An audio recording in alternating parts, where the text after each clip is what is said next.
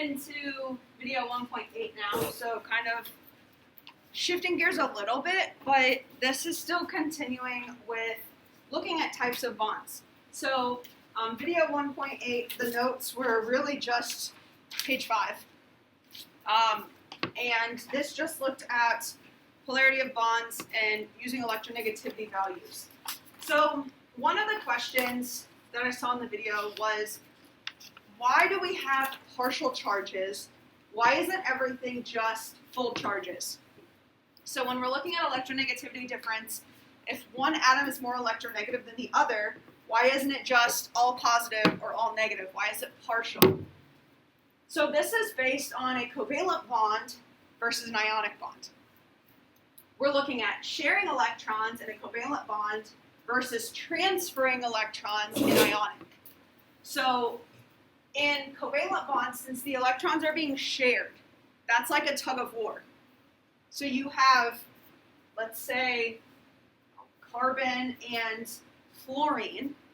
There's a bond between them. Fluorine is more electronegative, so it's pulling harder. It's still bonded, though. And so that is going to be partial charges. There's still the electrons between them because they're sharing the electrons.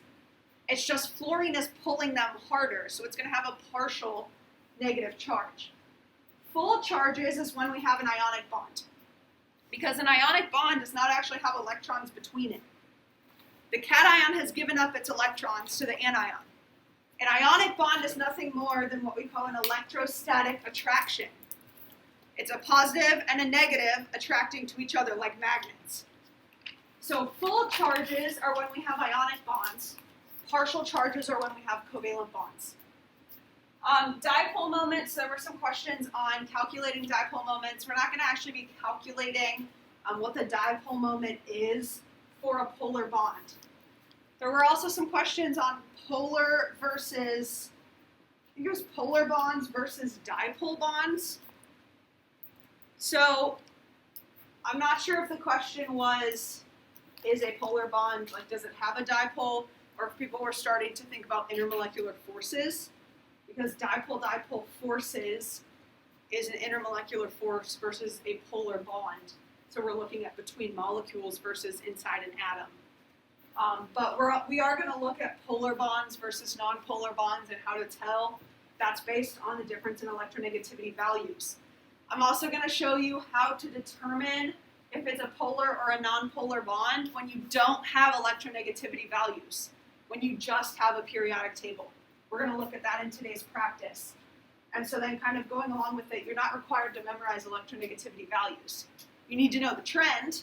You need to know that fluorine is the most electronegative atom, but you don't have to know that fluorine is 4.0. So what we're going to do is we're just going to actually jump into some of the practice together. So if you flip to page 6 in the notes, page 6 starts the video 1.8 in class practice. And so there's this periodic table up at the top. And the periodic table up at the top does have the electronegativity values.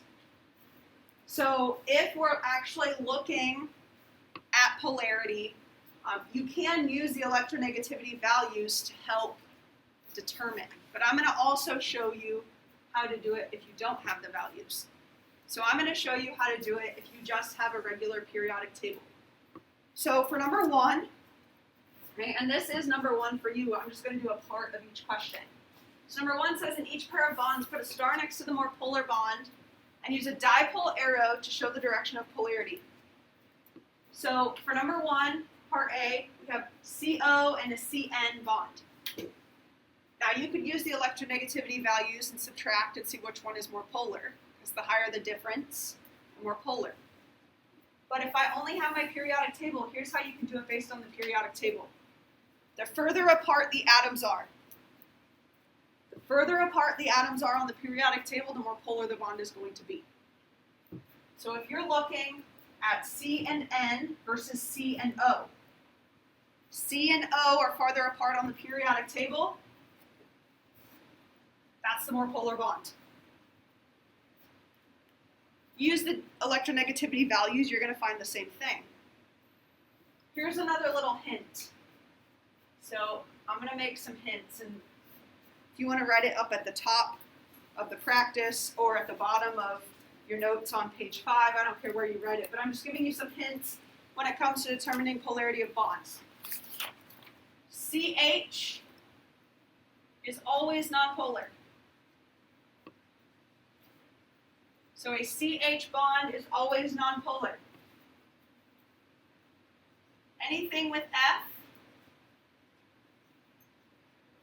with the exception of F itself, anything with F will be polar, because fluorine is such an electronegative atom. Now again, FF bonded together, that's the only thing that's going to be nonpolar, because if you have the exact same atom, the electronegativity difference is 0, even if you don't know what the electronegativity difference is. And then typically, right, anything with O will also be polar. Right, that's typically. Again, an O-O bond is nonpolar, but usually anything with oxygen, because oxygen is the second most electronegative atom on the periodic table. So the second part of number 1 is using a dipole arrow to show the direction of polarity. So in the CO bond, the arrow points to the more electronegative atom. You don't even have to know the electronegativity values, just look at the periodic table and remember that fluorine is the most. So is C or O more electronegative? Based on the trend for electronegativity, if F is the most electronegative, is C or O. So the way that you draw the arrow, it looks like this. The arrow points to the more electronegative, and notice how you have a plus on the other side. This is showing that in the tug of war, oxygen is pulling more. If this were a nonpolar bond, you wouldn't have a dipole arrow because there's no dipole. Dipole means 2 poles. You have a partially positive side and a partial negative side. So that's how you'd work through the rest of number 1. Number 2, and I'm going to give you time to be able to go back through. Number 2, for each of the bonds listed below, indicate which atom is the more negatively charged. More negatively charged means more electronegative.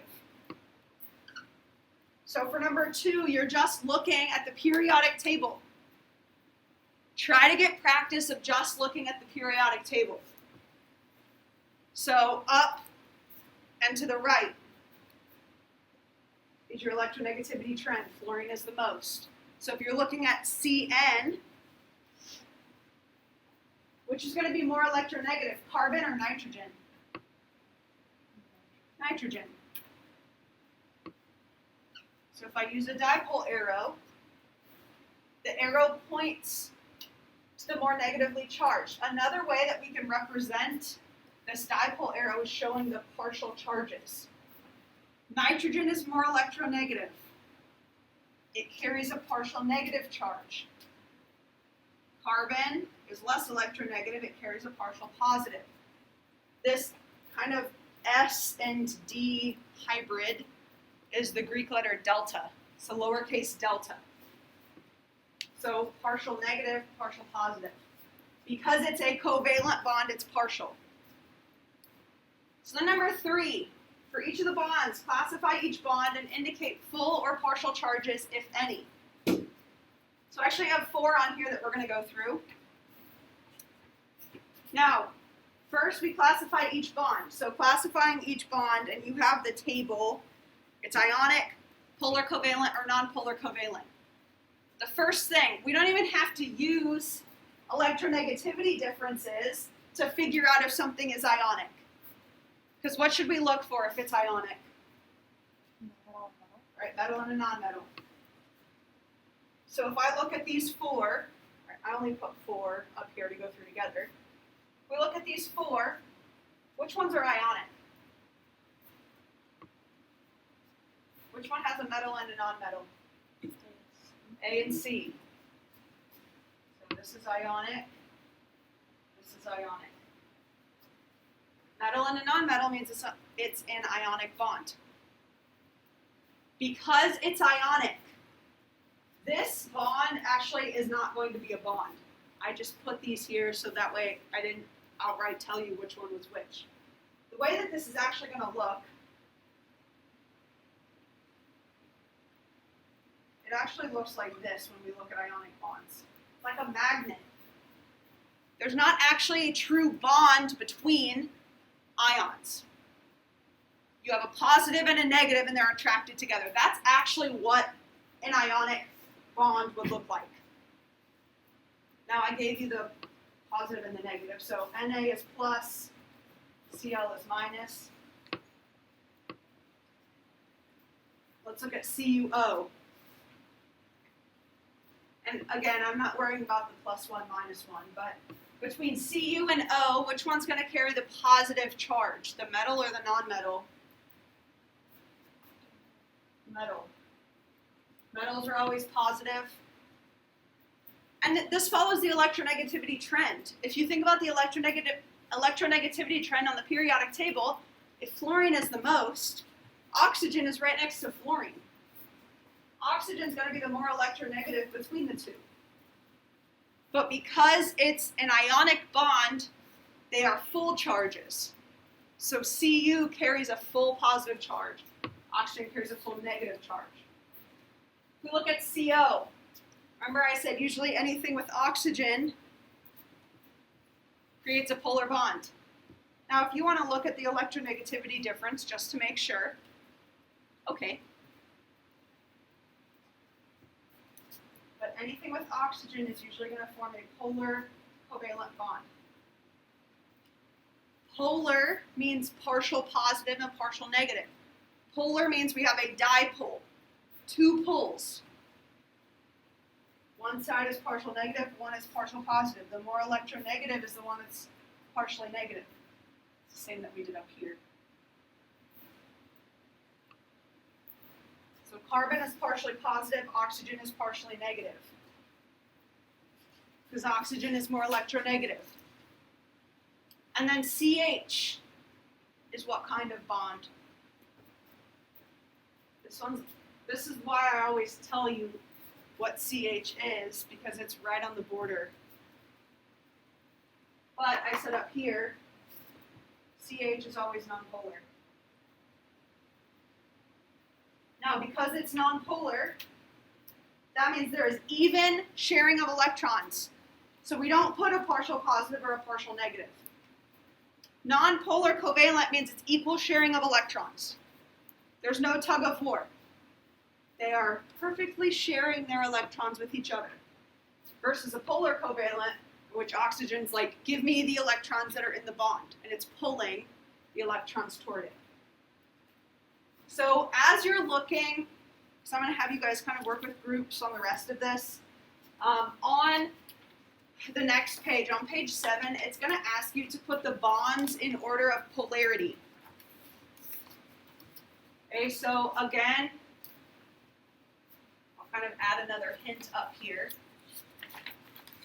Farther apart on periodic table, more polar the bond.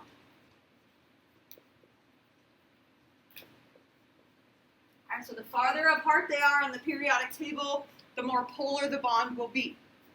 So when you are ordering things, and you can use the electronegativity differences just to double check how you've organized everything, but the farther apart the two atoms are on the periodic table, the more polar the bond. The closer together, the less polar, because the closer together they are, the less the electronegativity difference will be.